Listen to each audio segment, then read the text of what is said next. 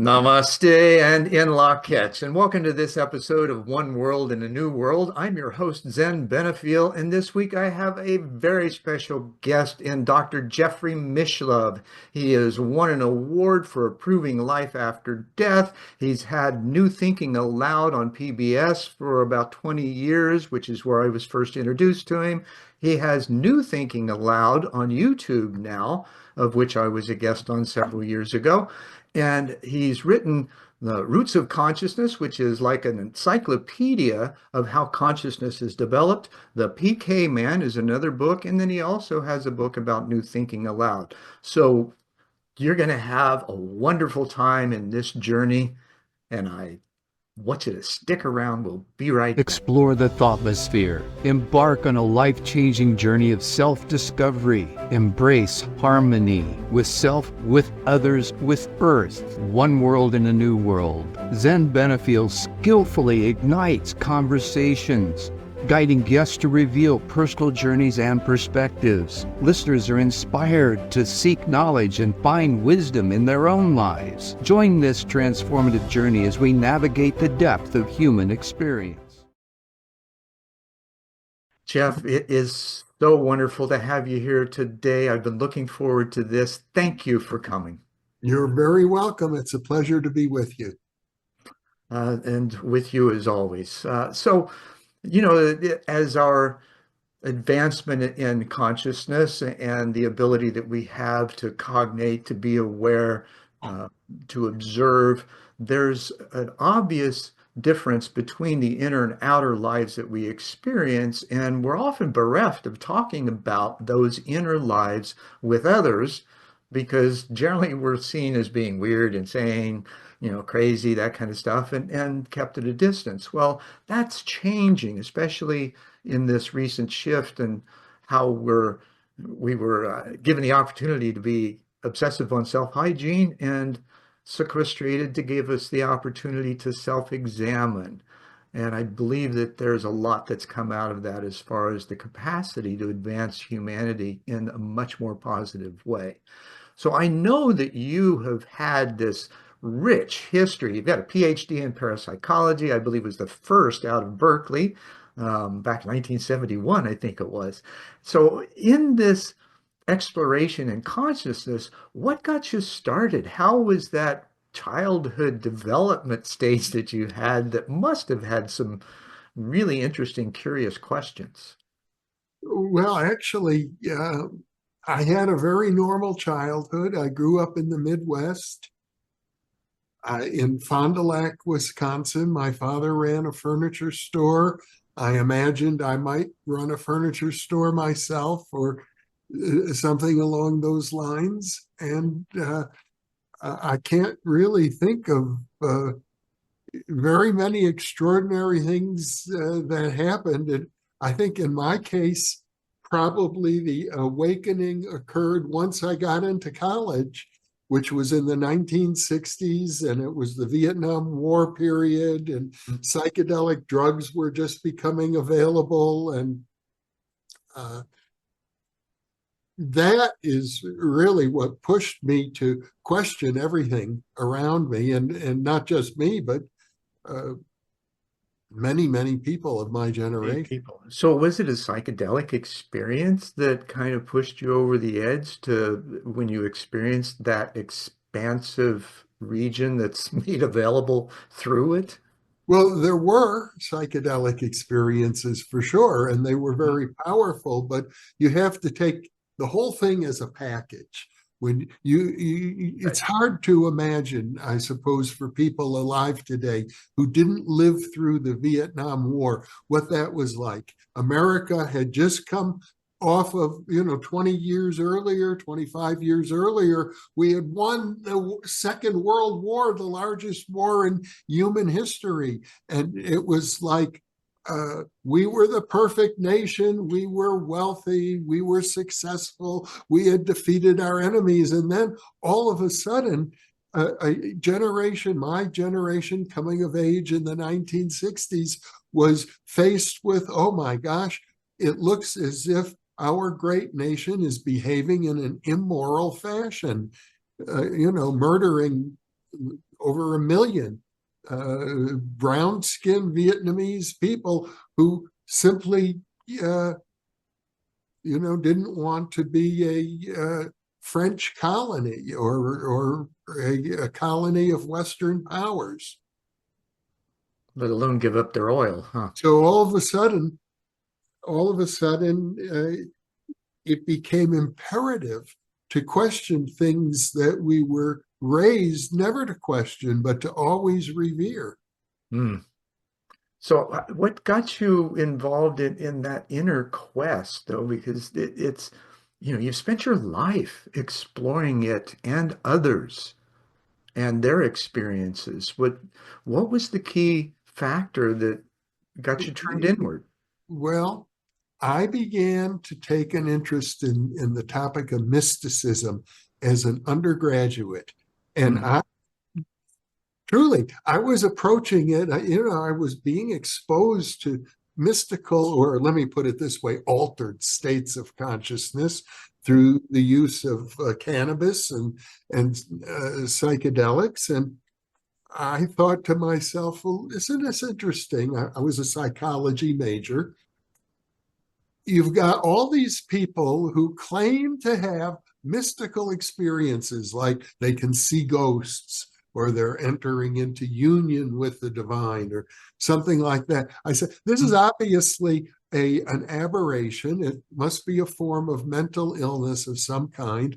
So what I'm going to do is write my senior honors thesis on the psychology of religious mysticism, and I'll just explain, what's going on with these nutty people who have these experiences.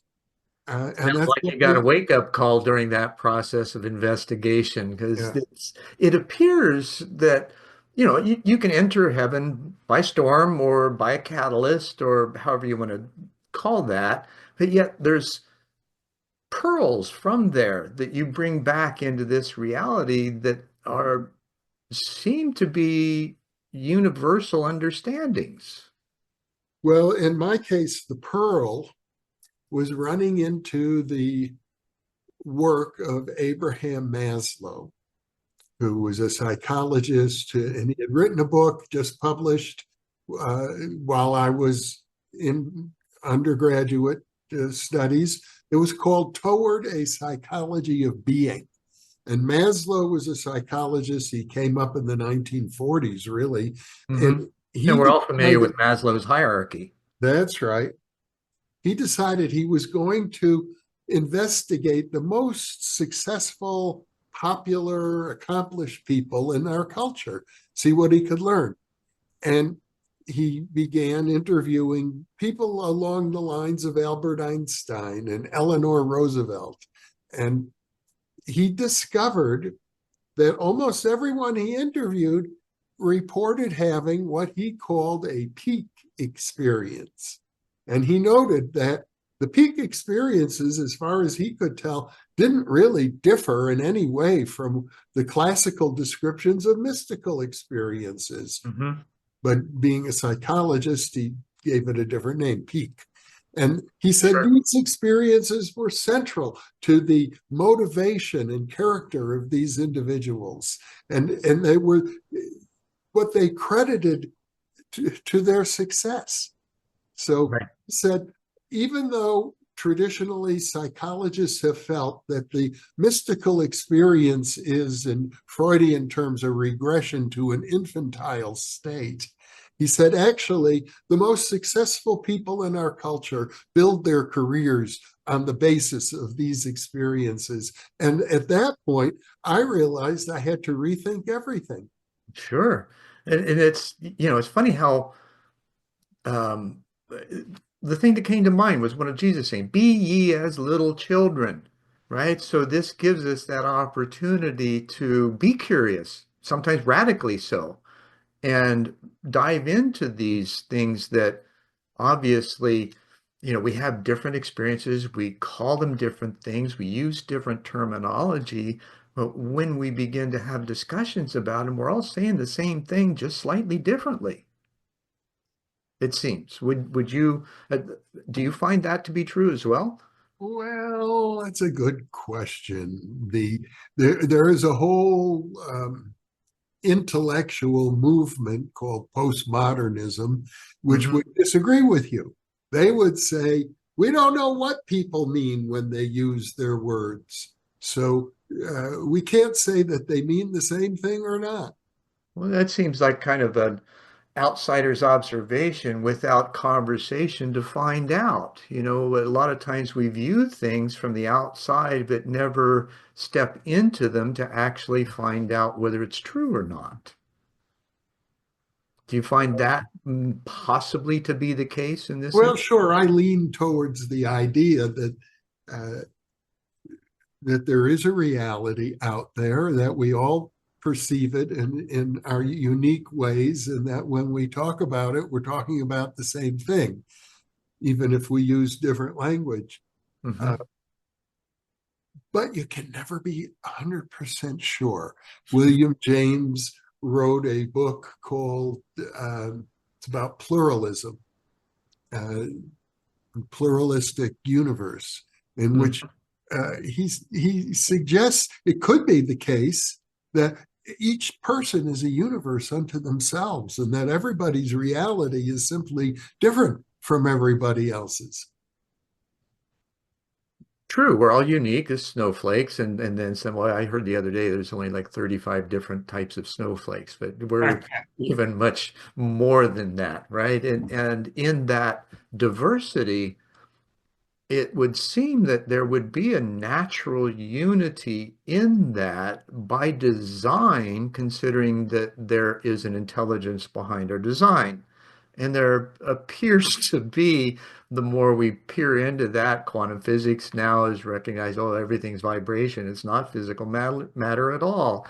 So how do these vibrations harmonize? And is there a consistent frequency throughout that we all, such as to love and be loved being a core desire, there's a frequency there, there's a vibration. Is this something that maybe would bring those exterior observations and descriptions into a more cohesive and coherent package? Well, we'd like to think so. I mean, that's the optimistic point of view, that at the end of the day, love will win out, and human Hmm. beings are basically positive, loving, creative individuals. Um, but the thing is, Zen, you're getting into metaphysics, and uh, one of the issues with metaphysics, it's been a big problem from that was pointed out by the Vienna Circle and the logical positivists, that how do you decide a metaphysical question like, is there one reality, one metaphysical principle that unifies everything, like consciousness or God or matter, Mhm. or do we live in a dualistic world where there are two principles like good and evil, mind and matter? How do you even begin to settle Would these things? Yeah, it would seem, I'm exploring this, obviously. It Yeah, would seem that choice is a difference. We can take it to the binary, the 0 and 1, yeah. and yet we're dealing with a unified whole. Like Einstein had said, there's a unified field that we haven't really developed the awareness or consciousness or technology that's able to measure or define it So yet. how do we know it's there at all? It would seem to me that we can't think our way through this universe that's built on vibration, that we have to learn how to sense it. And therein we get into what has been called the metaphysics because of the senses, the clarals, if you will, and then some. And yet there's this inextricable single point of reference within each of us from which we experience reality. So if those single points are able to find agreement or at least some commonality in experience, would that not lead to something a little more holistic in perspective? Well, if that's what you want, if your aim is to create a world which is holistic, then for sure that's what you want to do is communicate. The thing is, we live in a time of polarization, as you Absolutely. know, where there's a segment of the population that doesn't particularly want a holistic integration.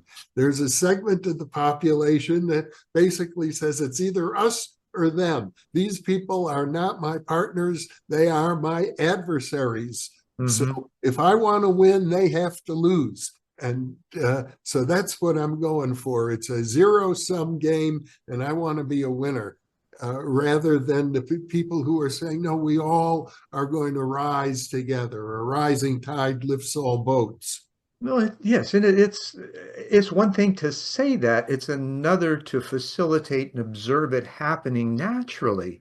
There's been a huge boon lately in the whole notion of servant leadership amongst the Mhm. organizational development side of businesses and corporations and large entities that realize, oh, it's not necessarily about profit over people and planet. We have to flip it and make it people and planet over profit because it's the people that actually get the work done and they have to feel like they belong and that they're part of a community. And this, especially with the Gen Zers, they're like, we don't want any part of this separative kind of environment.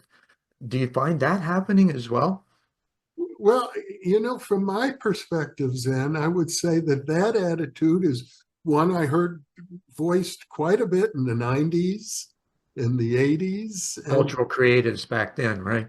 sure. And these days, it's almost more like there's what you see on the rise is this right wing backlash against that kind of thinking. It's the people who have sort of the opposing point of view right now that seem to Mhm. be on the ascendant. Do you see an opportunity for that shifting based on what you've discovered through your own work, the programs, the people that you've spoken with, and their deep dives into how to navigate in this world more effectively and frankly more harmoniously? Because none of us really like the chaos. We don't want to fight. Why would we want to kill somebody um, arbitrarily, right? Or at all? The sense of that just doesn't feel congruent with good sense. Well, you might think so, but on the other hand, some people seem to like chaos. Now, I just completed an interview about Robert Anton Wilson, a very Hmm. popular writer I who, met him years ago. lovely man, a very Yeah. funny guy. He was a friend of mine when I lived in Berkeley. I think there's renewed interest in his writing, and he was a proponent of what he called Discordianism, and which is you could even call it a religion, but the Discordian religion is one that says the universe, if you want to look at it metaphysically from their perspective, is Hmm. a constant struggle between the forces of chaos and the forces of order. And Robert Anton Wilson leaned toward the forces of chaos. He said they're the ones that are going to prevail. Sure. Chaos always wins in the end, so you might as well go with it. And from a human perspective, I can see that. Now, Wilbert Smith had a different view based on his conversations with people from elsewhere that were recorded in his memoirs from being the director of project management, which was Canada's Blue Book, basically, in the 50s.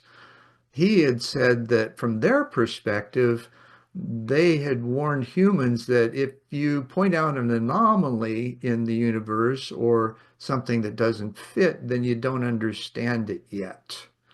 Um, so perhaps our nature, because of where we've come from and our original, fight, flight, protect, say, feeling safe and the whole, night and day, dark and light.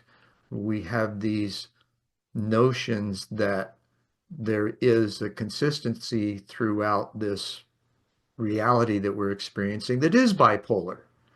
But is it really, or are we just choosing to see it that way because of our inability to see things as part of a oneness? Well, you could say it's an inability, or you could say there's no need to decide. If we don't have the knowledge or the means of making a decision, maybe it's better simply to say very humbly, we don't know. Yeah, there is, and that's that third choice, right? There's yes, I know, no, I don't know, and like, well, maybe. Let's Yeah. find out, right? How do we explore that? How do you see, how do you self and what have you, because you seem to want to explore this to find the commonality, to find what's there that actually unifies and doesn't separate. In many ways, I'm doing the opposite. I'm looking for the anomalies. I'm looking for the things that are so bizarre and so strange that they push people's buttons. So you have a big segment of the population who says this is the work of the devil, and you have another big segment of the population who's saying this is simply the rising tide of superstition. It can't be real. And I find that those anomalies are among the most significant things. If you want to understand reality, you have to pay attention to them. Well, But it it means provides that multiple point challenging of your view. beliefs. Yeah. And it does give a much broader sense of points of view, of perspective from which to consider things, because the more perspective you have, the greater understanding can be garnered, it Yeah, would appear, yeah. right? Now, in that, though, has there been any coherence, consistency, congruence, golden thread throughout that may tie it in a nice bow, or does it seem to be still all discordant? Well, there have been very important milestones along the way. J.B. Rhine, for example, in parapsychology at Duke University, established certain uh, established language, which has been in use now for since the 1930s. Extrasensory perception, Mhm. psychokinesis, the idea that the human being, unaided by any sort of outside spiritual assistance, has innate abilities of consciousness that extend far beyond the limits of the physical body. Now, this takes me back to the Vedas, which I Mhm. know you're familiar with. Yeah. And I believe, paraphrase, they kind of offer that. And for those of you who aren't familiar with the Vedas, they're Sanskrit poems. There's four of them uh, that were written 15,000 plus years ago. And the gist of them seem to offer that we are all divine threads incarnate, connected to Source, capable of God consciousness. Now, reflecting on that and fast forwarding to this boon in awareness and consciousness and seemingly the congruence in old spiritual teachings and now quantum discoveries, how does that play out? Or how would you think that might play out? Well, there's been in the last several decades a movement, some people call it quantum mysticism, Hmm. with people trying to do exactly that, say, now that we have the discoveries of quantum physics, we understand how the world works, and we can apply quantum physics to explain the mysteries of consciousness and parapsychology. I think it's a valiant effort. I think it's worth doing. Ultimately, I don't think it will be successful, but we need to do it anyway. Well, yeah, we never know. And one step, even though it may not be successful, it guides us to a next step that may not be successful and yet Yeah. still raises the bar and leads us towards something new, or the ability to explore the unknown with a little less fear. Not long ago, I did an interview with a fellow named James Cook. There's a new book out about the nature of reality, published Mhm. by Prometheus Press. It's the publishing company that does all the skeptics, the scientific committee for the investigation of the claims of the paranormal. They're not even real skeptics. My friend Stanley Krippner says, let's call them what they really are. They're scoffers. They just want to scoff at all of this. So, Well, that's a natural thing to do without a direct experience of it, right? sure, most people will. It's you've never experienced something, and someone else says, I have it for breakfast every morning, and you must think to yourself, well, that person is pulling my leg, and Yeah. And I'm going to stay away from them. I can't believe it because Yeah. I've never had the experience myself. But the point that James Cook was making is very simple. He said, you can never know what reality is. Reality is beyond language. So any attempt to explain ultimate reality using language is bound to fail. I would totally agree with that because by the use of language, we begin to categorize, label, title, which immediately limits the possibility of what else might be in that experience or whatever it is we're trying to describe. Yeah. And it's more of a sense of awe in Mhm. those Yeah. that is relative to, I believe, a frequency then, or a vibration, or a sense of being that can be felt by many simultaneously in group experiences or an individual in a singular experience. Now, and I'm sure you've talked to many who share that perspective, how would that fit into this possibility of discovering something more that's valuable for the human race to begin to come together and work as one? That because we only have one planet, right? And Yeah. we're one race, even though we have this massive diversity. We're still human beings. Well, for all I know, we share the planet with uh, non-human intelligences that may be even much more superior to the human race than we are to clams. Eh? That's a nice couch, Jeff. I know, because the folks that you know and the folks that I know, that's it's not a may. There's this interaction that's taking place and it's ongoing. And I would go further. I would say that, from my point of view, the whole universe is alive. Yes, it's I would, conscious. I There's an would, intelligence. I Now, would is say there a that. design in that? Design? Yeah. That's a good So question. as It's as an we open question. now, and I say that because, we've got a genetic design, right? We have certain things. We don't understand the fullness of the genetic codes yet, but we do know there's certain things and behaviors that are triggered by genes. There's Right. cultural memes, creodes, all those kinds of things that Sheldrake introduced years ago.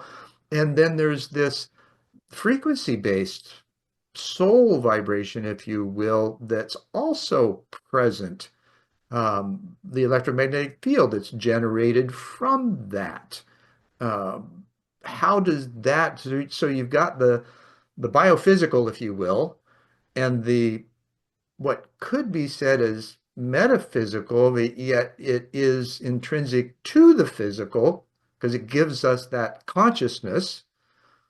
If there were a natural design for this, what might it lead to? Kind of like these conversations of inner and outer realities. Is there one experience that could be had that we're just avoiding because we like to dominate and control? Well, if you look at That's a loaded question, I know. Jungian psychology, I'm a big fan of Carl Jung, and he talked about four basic human functions: thinking, feeling, sensing, and intuiting. Hmm. And I think it's pretty clear in our culture that they're not evenly distributed, that our culture is very heavily weighted toward thinking and sensation. Hmm. You go around and, there's all sorts of ways that we promote sensation: fast cars, beautiful women, uh, TikTok surfing videos, shows, right? right? All of that where people are into, how can we, what amazing experiences can we have next? Right. Skydiving, or uh, you name it. It's People, almost like an insatiable curiosity for sensation. yeah, for sensation. And of course, the world of the intellect is very dominant. Hmm. And we devalue, and you've been hinting at this throughout our discussion, we devalue thinking, excuse me, intuition and feeling. We We've do. been talking throughout our discussion.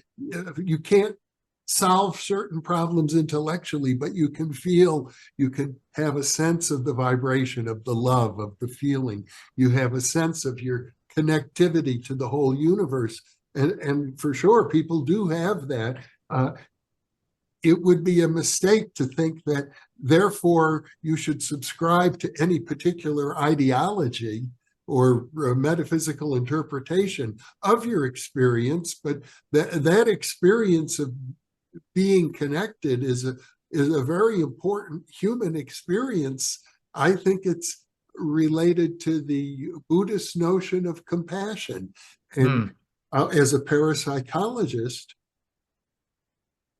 I think that it's our lack of compassion that blocks our psychic functioning. And by that, I mean, if you open up to your God given gift of clairvoyance, telepathy, you're going to open yourself up to the pain of the world, to the people in Los Angeles who have lost their homes, Hmm. to the people in Gaza who have lost their city, to all of the misery in the world. And most of us simply don't want to do that. It's instinctively. I mean, Right. We why want would to keep we our want? blinders on and just live in our walled community. And as a result, what we end up doing, we end up numbing ourselves. We go through life as if all the pain and suffering in this world, and there's plenty of it, didn't exist, as long as we can create a little sanctuary for ourselves. And you can do that, but the price of having such a nice, comfortable, uh, middle class American life is you're going to shut down your own natural psychic gifts. If you Hmm. want to open up the powers of the mind, the cities, the very first thing is you've got to be able to allow yourself to feel compassion for the suffering of the world. And that means compassion means feeling with, Right. feel And even for feel that yourself pain. too. I mean, there's all kinds of traumas that we're in denial of that we shove down into our body, wonder why we become diseased, You know. and then have these aberrant behaviors in life because we've never dealt with those traumas and we're still fighting the fear and we're seeing that fear reflected in others and it's really just our projections that we're getting back instead. So in I this can hardly fault anybody for not wanting to be overwhelmed by the experience of pain and trauma. hard not to be Yeah. because it just it brings that deep sense of compassion, if you will, of and even not understanding why this has to happen, right? And you mentioned thinking being one of the Jungian traits, and it would the neuroscientists today they're thinking, well, I'm not sure how they actually measure this, but they say, well, we've got 70,000 thoughts a day that Mhm. we have. And from what you're describing and my experience, it seems like at least two-thirds, maybe even three-quarters of those are self-deprecating. and that by becoming, having these experiences, you begin to become aware of how you're thinking and then have the opportunity to change that over time. It doesn't happen overnight, as you know. We all know. No, no, I think you can change a negative thought very quickly, as a matter of fact. I'm glad you say that. Yeah, I don't think it has to take a long time. If you observe a self-deprecating thought pass through your head, like, boy, am I stupid, a thought like that, Hmm. uh, I developed a habit long ago because I was a seminar leader for a company called Omega Seminars that dealt with precisely this problem. You can say to yourself, cancel that thought. You don't have to own any self-deprecating thought, nor do you even have to own a thought where you devalue any other human being. Right. The judgment, criticism, they're unnecessary. Yeah, you can let go of all of those thoughts. It's not as if you cannot criticize. You can criticize other people without devaluing them as a human being. You Right. criticize their behavior. You could say you can do this better. It doesn't mean you're a worse person because you made a mistake or didn't do it the very best way. And that's a great distinction because it's the behavior that we have issues with, not the person. We have no idea what their life has been like in order to get to the place that they're at and behave like they do, Yeah. which then again, kind of prompts that desire to, as Covey says, to seek first to understand before being understood. Mm-hmm. That query of getting to know, unpacking that, using nonviolent communication to draw out what's been within and hopefully help to dissolve that constraint in their outer activity as a result. Mm-hmm. How do you see this evolving and do you see some shifts coming out of COVID as a result of that time for that obsession on self-hygiene and sequestration? Well, I am an optimist, basically, and I'm a person who uh, I do hold that belief that you talked about. I don't think I can prove it, but I hold it, which is the unity of consciousness and the unity of the world. And as a result of having that belief, I also think that the entire universe is positive. I feel a sense of oneness with Mm. the entire universe and that the entire universe is good. Even the fact of death is good. Even the fact of illness is good. Even the fact of war and persecution. Ultimately, they're all here for our benefit. And we And should have gratitude for it first rather than condemnation, right? well, And that may be sometimes hard to get to when you're in the middle of the pinchers oh, absolutely. of these things. Absolutely. And yet in that experience of oneness, is it positive or negative, or is it just neutral and it's managed by how we direct our attention, intention, and interactions? Lots of times, growth occurs because we're forced to, kicking and screaming. We don't want to do it. We would rather resist it, but there's no resisting. Change is Mhm. inevitable, and it's A lot of pain in that. Now, is the you know, pain in the growth or actually in the resistance to it? Because the growth is a freedom of expression, of sensation, of this new dynamic of life that we hadn't experienced. And the resistance to it seems to be what causes the pain. yeah, I would agree. It seems as if we always have a choice, I think, of growing joyfully without pain. Uh, but we don't always take that choice. Sometimes we're afraid to. And Mm. when that happens, we end up growing anyway, only it's not as joyful as it might have been. It's more painful. We don't have any choice. We're going to have to grow one way or another. You can only resist it for so long. Mm. Very true.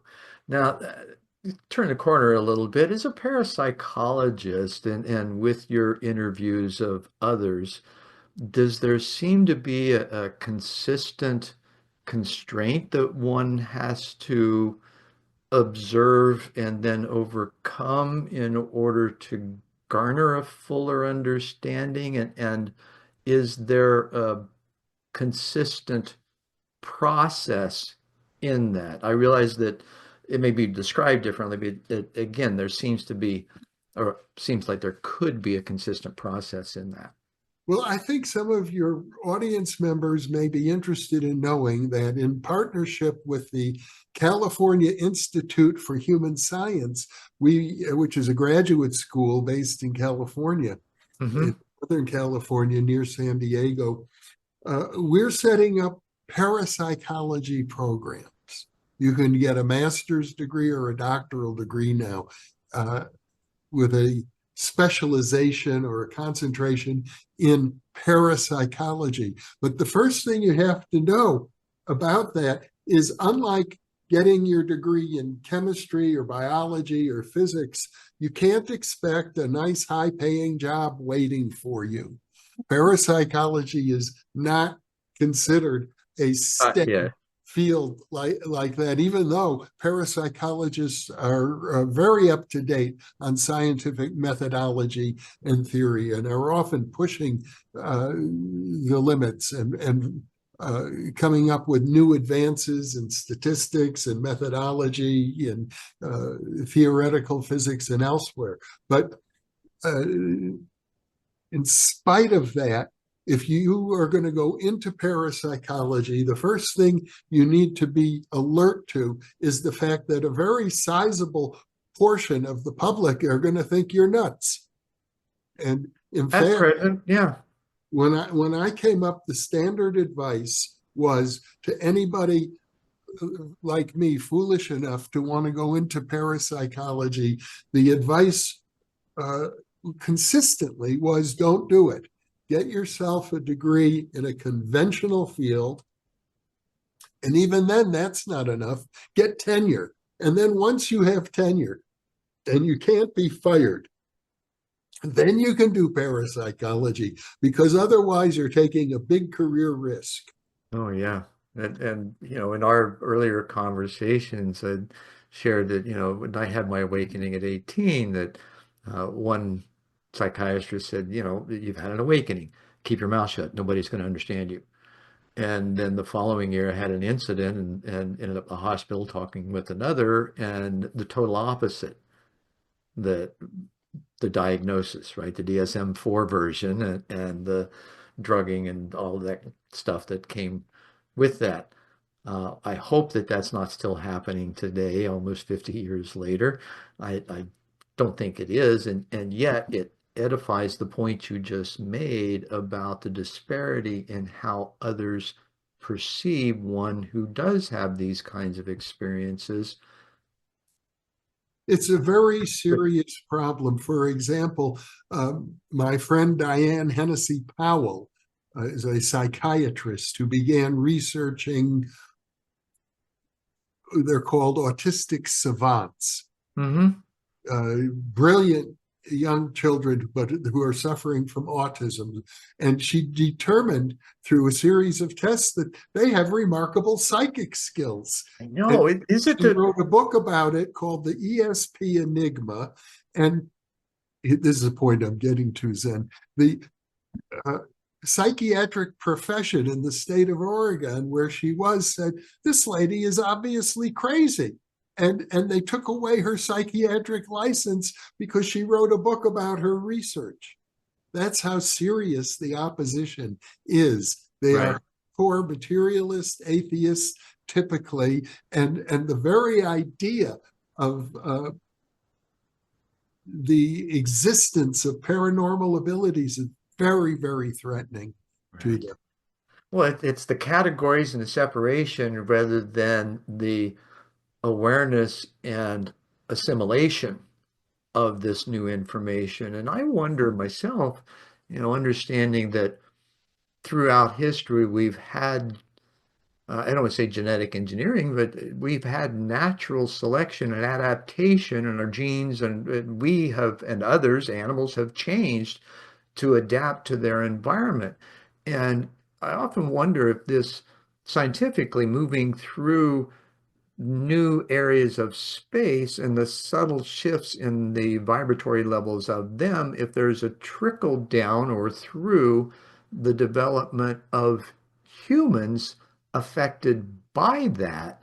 And instead of seeing this new um, proclivity towards autism and savant autistics as well, nonlinear thinkers and such. Is this more of a natural occurrence that we're attempting to see from an old paradigm, not understanding what shift is taking place? You got me speechless. I'm not sure I fully understood the question, actually. Okay, let me reframe it. I kind of, that was a long one. So do you feel perhaps that these shifts in how children are evolving and what we're noticing in them, instead of labeling it as a disorder, that it's actually an evolutionary process taking place to engage these deeper senses? Aha, possibly, yeah. It could be both. For all we know, I wouldn't want to dismiss the pain and Mhm. suffering of families that are dealing with autism. It is very difficult emotionally for parents of autistic children. Uh, and it does seem to be on the rise. And it does raise the question about, what is it about our culture that seems to be Is it triggering it? nature or nurture? Are the chemicals we're putting into our bodies causing it, or is it part of a natural evolutionary process that engages this internal side? And as you know, when paradigm shift, we go from one side of the pendulum over to the other, and then we got to find some place in the middle to find balance and harmony in that. Well, Is it's vaccines, don't you know?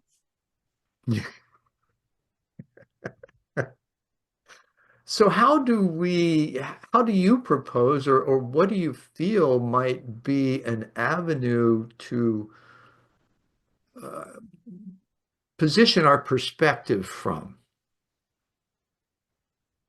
Well, I think you said it quite well that we need to be inquiring, we need to be trying to learn more from others rather than simply dismissing them because of our preconceived opinions. There's a word for that. It's called prejudice. Right.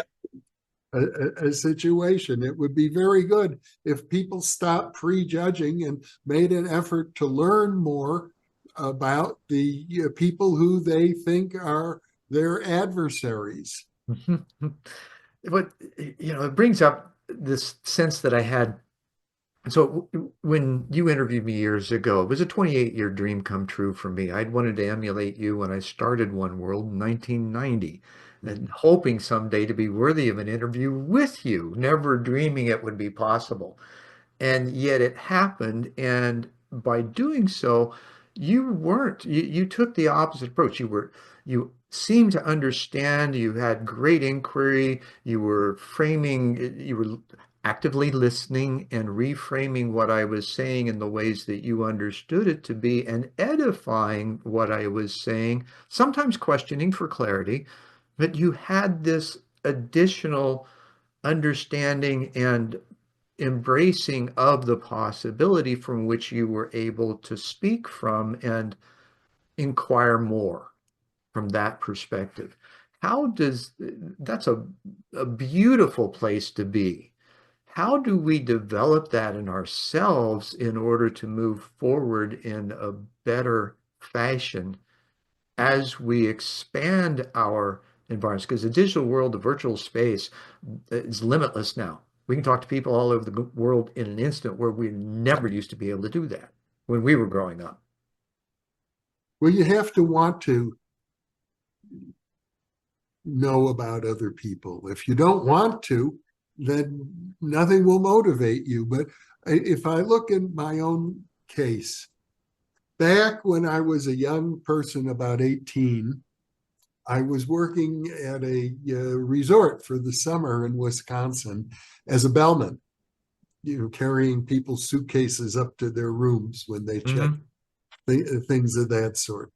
And it was a fun job for the summer for an 18-year-old. Sure. It was a very swinging place. They had Road America race cars and parties and so on. And I noticed that there was one of the other bellmen was extremely popular. When you're 18 or so, when you're in your teens, popularity is a big issue. Well, you And bet. Yeah. and so I saw this guy is really popular. What is his secret? And so I began studying and watching, just noticing. And what I noticed is he took an interest in other people. He began asking them questions about themselves, and everybody enjoyed answering those questions. And so they're attracted to him. So I learned, if you want to be popular with people, show that you're interested in them. It was one That of kind of the makes sense, right? That's the which thing. I wanted. I wanted to be more popular. So I learned how to listen as a result of that. And it's paid many, many dividends. Oh, absolutely. Great listeners go far, and especially if they can reflect well. Yeah. Now, and this brings up a good point, that curiosity, that willingness to observe, to incorporate, to aspire. How do you, or what might you suggest for those who may hear this and think we're, it's all bullshit, but still want to find out, or to test things, or to inquire further? What kinds of things do you find are best for that initial inquiry into this other world that they may have an inkling towards, or maybe even experience of, but don't know how to invite it into their framework? I think everybody is unique. Everybody is going to find their own route. And the way I couch it is that the universe wants each and every one of us to become the best version of ourselves. And that's going to be different for each person. It means being the best father, the best parent, the best child, the best sibling, the best friend to your friends. It means pursuing the career that best expresses something inside of you. You could call it your purpose, your entelechy, is a Greek word, Hmm. the, that allows you to express yourself most fully. And if you set as your goal, you're going to become the best person that you can be, the best Zen Benefiel that you can be, the universe is going to help you, because the universe wants that for you, and doors will open. Now, they may be difficult doors. It doesn't mean life is going to be easy, because the universe doesn't necessarily want you to have an easy life. If you wanted an easy life, maybe a different planet would have been good. This is a planet where people often, not always, there are people who have easy lives here, but often people come to this planet in order to take on something difficult, something hard to do. To achieve. And to achieve, so you can move on.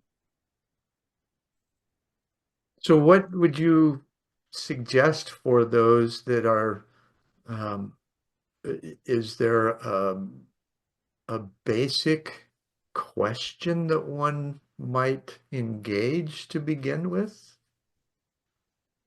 Well, you could say, how can I be the best version of myself? What does it mean, even, to be the best version of yourself? Well, Yeah, if I'm you laughing were, at that because that's the phrase that Mark Victor uses. He's the founder of Live and Let Live global peace movement, of which I'm operations director of.